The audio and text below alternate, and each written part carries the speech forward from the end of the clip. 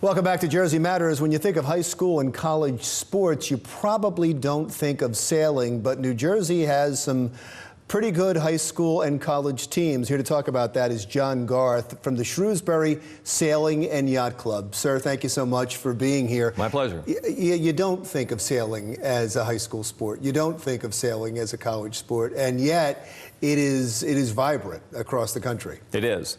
There are over 500 high schools that have sailing teams and over 200 colleges and universities. So high school sailing can be that thing, that one it on your high school student's resume that might get them ahead of the rest of the competition when they're doing the college applications. Does it have to be a high school that's near a body of water, near the ocean? Not necessarily near the ocean, but yes, near a body of water.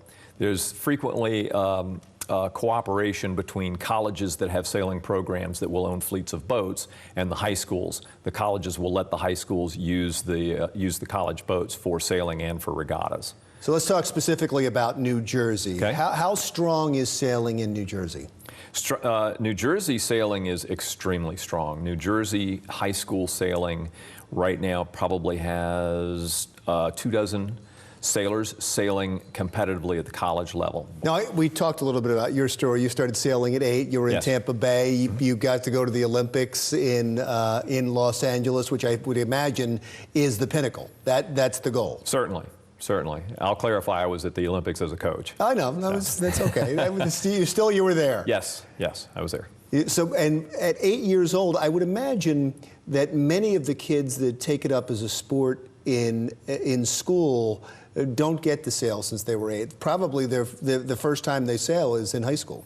That is certainly the case for many of the students. And one of the beauties of the programs as they have developed is that the fact that the colleges are allowing the high schools to use the boats makes it very economical. One of the things that I'm probably most proud about in terms of my involvement with high school and college sailing is the fact that we're creating opportunities for kids who aren't from wealthy families have the opportunity to get into sailing and excel. And so you are correct.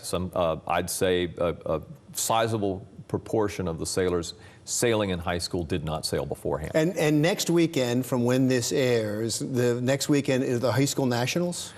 Yes, high school nationals are taking place, hosted by MIT, Massachusetts Institute of Technology. Any New Jersey schools? 2 New Jersey schools have qualified. We're very excited about that, CBA and Ranney. And it's the first time in my recollection that 2 schools have qualified out of New Jersey to participate. So for kids that might be thinking of sailing as a sport, sell it to them. It is a sport that teaches independence. It is a sport that is that equalizes the genders. Boys and girls compete on an even footing, and I think that's probably one of the strongest selling points about sailing. You have to be athletic. You have to be somewhat reasonably intelligent because it's both a strength sport as well as a mental sport. But it absolutely has parity in the genders. Some of the top sailors at the college level in sailing are girls. That's wonderful. And good luck to the Jersey schools next weekend. Sir, thank you so much. Thank you. Appreciate My pleasure. Talking to you. John Garth from the Shrewsberry Sailing and Yacht Club, heavily involved in high school and college sailing in New Jersey. And that's Jersey Matters for this week.